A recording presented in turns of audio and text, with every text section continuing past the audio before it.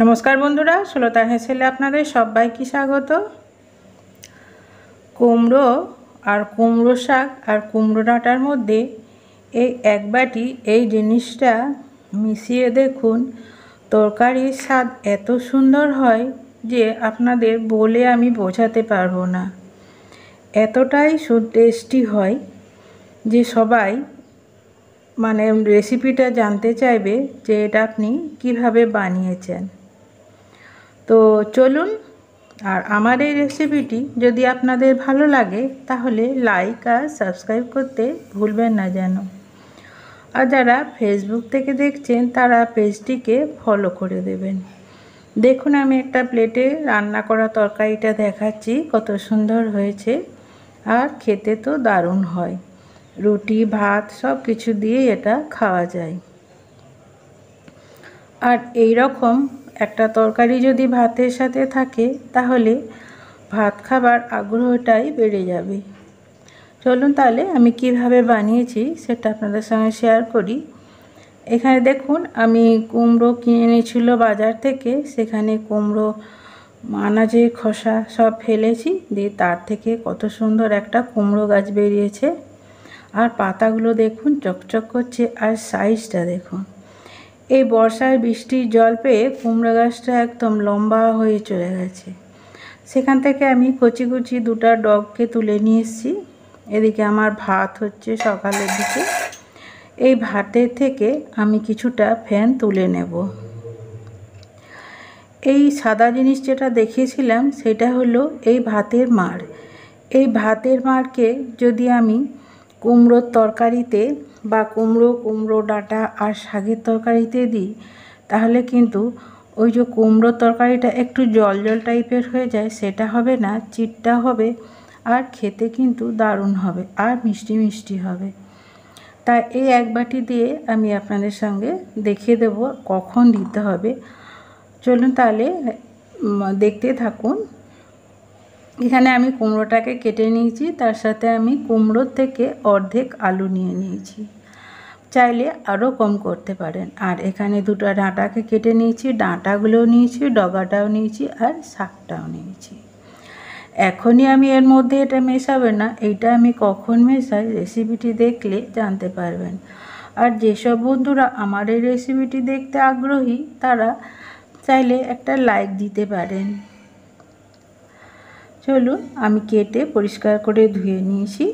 তারপর আমি সকালের দিকে বানাচ্ছি, আর আপনারা সবাই জানেন সকালের দিকে আমি খুবই ব্যস্ত থাকি, খুব তাড়াহুড়ো করে রান্না করতে হয়, তাই যতটা সম্ভব আমি প্রেসারে সবজিগুলো সেদ্ধ করে নিই। এখানে কুমড়োটা আমি বেশি হয়েছিল তাই আগে থেকে দিয়েছি আর জলটা গরম করে নিয়েছি। ওখানে আমি 1 কাপ জল নিয়েছি। তারপর ডাঁটা শাক সব পরিষ্কার করে ধুয়ে কেটে নিয়েছি। তারপর আমি এগুলো একে একে প্রেসারের মধ্যে দিয়ে দিচ্ছি। আর যেহেতু প্রেসারে করব ওই জন্য দেখুন সবজিগুলো একটু বড় বড় করে কেটেছি। তারপর 2টা সিটি দেব। 2টার বেশি সিটি দেওয়া চলবে না, তাহলে কিন্তু সবজিটা একদম ঘেঁটে যাবে।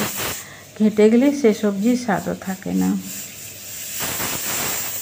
2টা সিটি দিয়ে আমি এটা গ্যাসটাকে বন্ধ করে দেবো আর প্রেসারটাকে ঢাকাটাকে আমি খুলে দেব। এটাকে আমি ঠান্ডা হতে দেব। এদিকে একটা কড়াই বসিয়ে দিয়েছি, তাতে আমি দিয়ে দিচ্ছি সর্ষের তেল। সবজি মোটামুটি সর্ষের তেলে আমি রান্না করি, এতে কিন্তু স্বাদটাও ভালো হয়। তারপর পাঁচফোড়ন দিয়ে দিলাম, ফাটিয়ে দিয়ে দিলাম শুকনো নর্মাল যে ফোড়নগুলো থাকে সেই সবগুলো দিয়ে দিলাম। তার সাথে এটা নিরামিষভাবে বানাবো তাই একটু হিংও দিয়ে দিচ্ছি। তারপর বড়ি দিয়ে দিয়েছি 1 মুঠো। বর্ষার সময় দেখবেন বড়িগুলো একটু তাড়াতাড়ি নষ্ট হয়ে যায়, তাই একটু মাঝে মাঝে রোদে দিলে বড়িগুলো ঠিক থাকে। এখানে আমি 1 চিমটি হিং দিয়ে দিলাম। হিংটা আপনারা চাইলে নাও দিতে পারেন, এমনিতেই তরকারিটা খেতে খুব ভালো লাগবে। তারপর কালারের জন্য হলুদ দিচ্ছি। তেলে কিন্তু হলুদ দিলে সবজির কালারটা সুন্দর আসে। আর প্রেসারের মধ্যে আমি হলুদ দিই না, তাতে কি হয় প্রেসারটা লাল হয়ে যায়। এখানে আমি একটু আদা বাটা নিয়ে নিয়েছি 1 চামচ।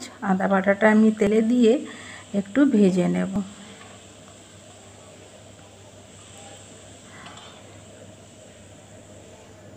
এরপর সেদ্ধ করা সবজিটা আমি একটা বাটিতে তুলে নিয়েছিলাম, সেটা আমি দিয়ে দিচ্ছি। দিয়ে এটাকে আমি মিশিয়ে নেব। এই সময় নুন মিষ্টিটাও দিয়ে দেবো। কুমড়ো যদি স্বাদে মিষ্টি হয় তাহলে চিনি না দিলেও চলবে, আর যদি একটু কুমড়ো চপসা চপসা হয়, বিশেষ করে ওই সাদা সাদা কুমড়োগুলো একটু মিষ্টি কম হয়, তাহলে একটু মিষ্টি দিতে হবে। এইভাবে কুমড়ো ডাঁটা, কুমড়ো আর কুমড়ো শাকে কারা কারা রান্না করে খান আমাকে কমেন্টে জানাবেন। অনেকেই কিন্তু শাকসবজি খেতে খুবই ভালোবাসে, তাই একটু এরকম পরিবর্তন করে রান্না করলে খুব ভালো হয়। এই সময় আমি যে ভাতের মাড়টা তুলে রেখেছিলাম সেটা দিয়ে দিচ্ছি। দিয়ে একদম আমি মিশিয়ে শুকনো করে নেব তরকারিটা। কুমড়োর তরকারি যত শুকনো শুকনো করা হবে তত কুমড়োর তরকারি খেতে ভালো লাগবে।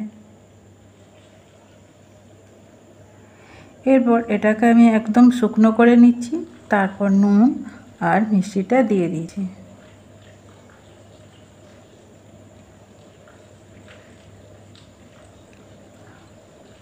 আমার এই তরকারিটা আপনাদের যদি ভালো লাগে কমেন্টে জানাবেন। আর এই পর্যন্ত যেসব বন্ধুরা আমার রেসিপিটি দেখছেন তাদেরকে জানাই অসংখ্য ধন্যবাদ। এরপর চিনিটা দিয়ে দেব। চিনিটা তরকারি মাপ অনুযায়ী, স্বাদ অনুযায়ী দিতে হবে। আর যদি বেশি একটু ঝাল খান তাহলে এর উপরে চিলি ফ্লেক্স দিয়ে দিতে পারেন, কিংবা একটা শুকনো লঙ্কাকেও দেওয়া যেতে পারে। আমি ফোড়নে দিয়েছি, আরও বাড়িয়ে দেওয়া যেতে পারে, তাহলে ঝাল ঝাল মিষ্টি মিষ্টি কুমড়ো আর কুমড়ো শাকের ঘন্টটা খেতে খুব ভালো লাগবে। এটা রুটি দিয়েও খাওয়া যেতে পারে, আবার ভাতের সাথেও খাওয়া যেতে পারে।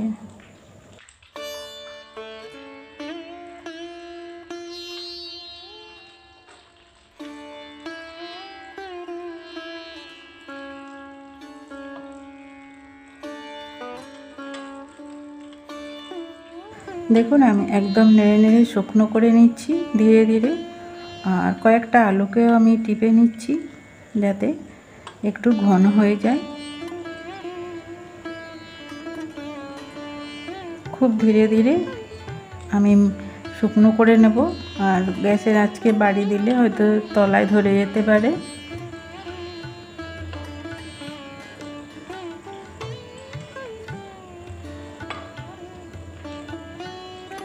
এরপর আমি 1 মিনিট রেস্টে রেখে তারপর প্লেটে আমি তুলে নিয়েছি। দেখুন কালারটা আর কত সুন্দর শুকনো শুকনো তরকারিটা হয়েছে, আর খেতেও কিন্তু খুব সুন্দর হয়।